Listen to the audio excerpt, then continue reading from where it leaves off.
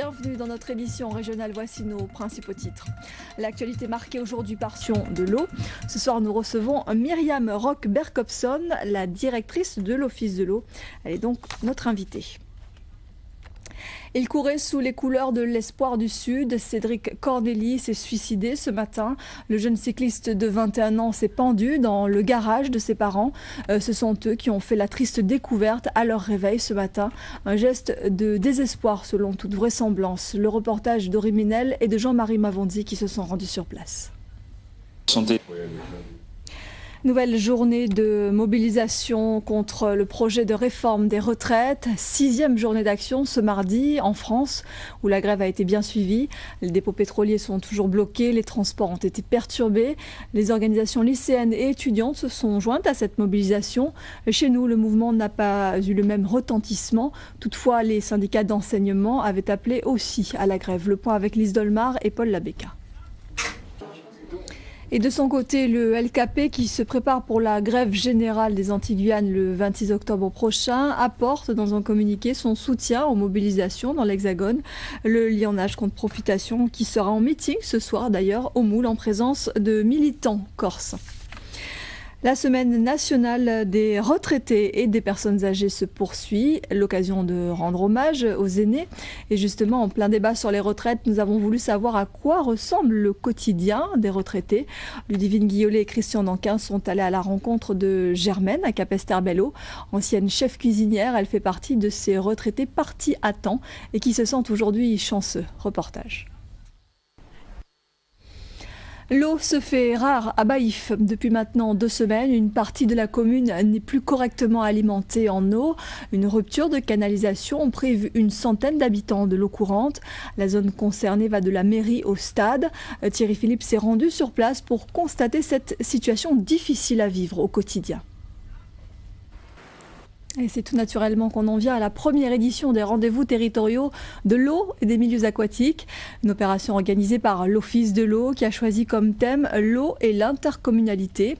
Le public visé, les acteurs et les décideurs de la gestion de l'eau. Ce premier rendez-vous s'inscrit dans le cadre du schéma directeur d'aménagement et des gestions des eaux. Un schéma qui entend encourager le regroupement des structures de production et de distribution. Paul-Henri Scoll et Rémi de France. Et pour aller plus loin sur cette question, notre invitée ce soir est Myriam Rock-Berkopson. Bonsoir. Bonsoir. Merci d'être avec nous. Vous êtes la directrice de l'Office de l'eau. Alors on le rappelle, l'Office de l'eau est une instance de concertation. Votre vocation, faciliter les actions d'intérêt commun dans la gestion de l'eau. Concertation donc, mais vous disposez également de fonds. Absolument. Donc, c'était depuis 2006. Les élus, les syndicats, les régies vous ont-elles sollicité ou bien c'est plutôt vous qui allez vers toutes ces personnes ? Alors aujourd'hui, c'est vrai que les syndicats, les régies de l'eau gèrent tant bien que mal, certaines avec plus ou moins de difficultés. La solution préconisée, on l'a entendu dans le reportage, c'est la mise en commun des moyens. Pourquoi les élus sont-ils si difficiles à convaincre alors que l'intercommunalité a fait ses preuves ailleurs ? Je pense qu'il y a une guerre de pouvoir aussi des élus derrière tout ça. Peut-être qu'elle existe, oui. Alors pourquoi aujourd'hui est-il si difficile en Guadeloupe de bénéficier d'eau potable ? On l'a vu tout à l'heure, c'est le cas ces jours-ci à Baïf. Il y a quelques jours, Port-Louis également était privé d'eau. Pourquoi en 2010, des habitants sont privés d'eau pendant plusieurs jours ? Ensemble. Merci beaucoup en tout cas d'avoir accepté notre invitation. Merci.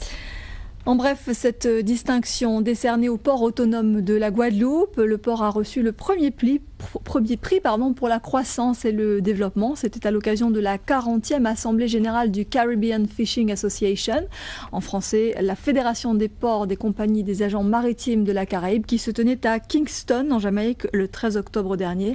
En 2009 déjà, le port de la Guadeloupe avait reçu la récompense du port le plus fiable de la Caraïbe. Joël Lobo a été réélu hier à la tête de la Chambre des métiers. L'occasion de nous pencher ce soir sur le rôle des artisans guadeloupéens. Un rôle économique et social majeur. Il est vrai que l'on peut difficilement se passer de son mécanicien ou de son boulanger. Mais que représentent au juste les artisans en Guadeloupe ? Des éléments de réponse avec Bergette de Saint-Jacob et Philippe Grenier.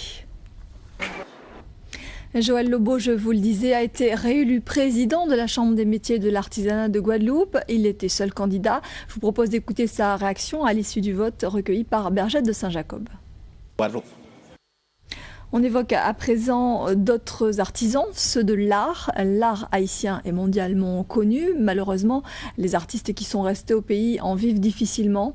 Depuis 4 ans, le quotidien Le Nouvelliste a initié une grande manifestation qui leur est dédiée, artisanat en fait. Le succès est incontestable. 9 mois après le séisme, il fallait redoubler d'efforts toutefois pour boucler cette édition qui a été couronnée de succès. Emmanuel Gombaud et Christian Danquin y étaient pour nous.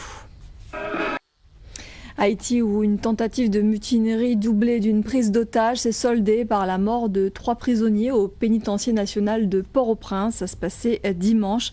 La situation toutefois est revenue à la normale. Des casques bleus spécialisés dans le contrôle des foules et les actions d'urgence avaient dû intervenir pour libérer les otages.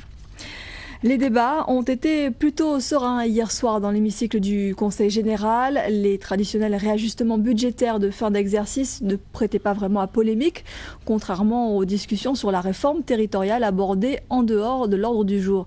L'occasion pour le président Jacques Gillot d'annoncer la mise en place sans délai d'une commission ad hoc département-région.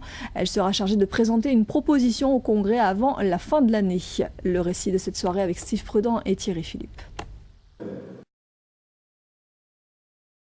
De Grand-Bourg de Marie-Galante achève un voyage en Europe avec en particulier la visite du Parlement européen de Strasbourg. Un aboutissement logique puisque à Grand-Bourg ont été créées des classes européennes aussi bien pour les filières générales que pour les élèves qui se destinent au secteur de l'hôtellerie et de la restauration. Vous voyez le reportage de Dominique Vegel et Claire André. On se rapproche du départ de la route du Rhum et la Guadeloupe accueillera cette année encore l'arrivée de la 9e édition de la célèbre Transat. Pour l'occasion, des dizaines de milliers de spectateurs sont attendus sur mer et sur terre. Ce matin, les autorités ont dévoilé le plan qui permettra d'assurer la sécurité de l'événement et des manifestations qui l'accompagneront. Steve Prudent et Philippe Grenier.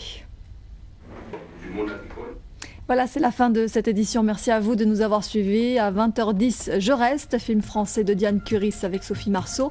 À 21h50, nouveau numéro de Grand Angle. Ce soir, Sophie Pointer reçoit l'artiste Iman. Et puis ne manquez pas demain la journée hommage à Patrick Saint-Éloi, date de son anniversaire, avec différents rendez-vous dès 4h sur notre antenne. Des émissions, des clips et des concerts seront programmés tout au long de la journée. Pour l'info, demain, vous retrouverez, comme chaque jour à 13h, Laura Séné. Et puis demain soir, je cède ma place à Jérôme Bouecas qui vous accompagnera toute la fin de cette semaine. Merci, très belle soirée, à bientôt.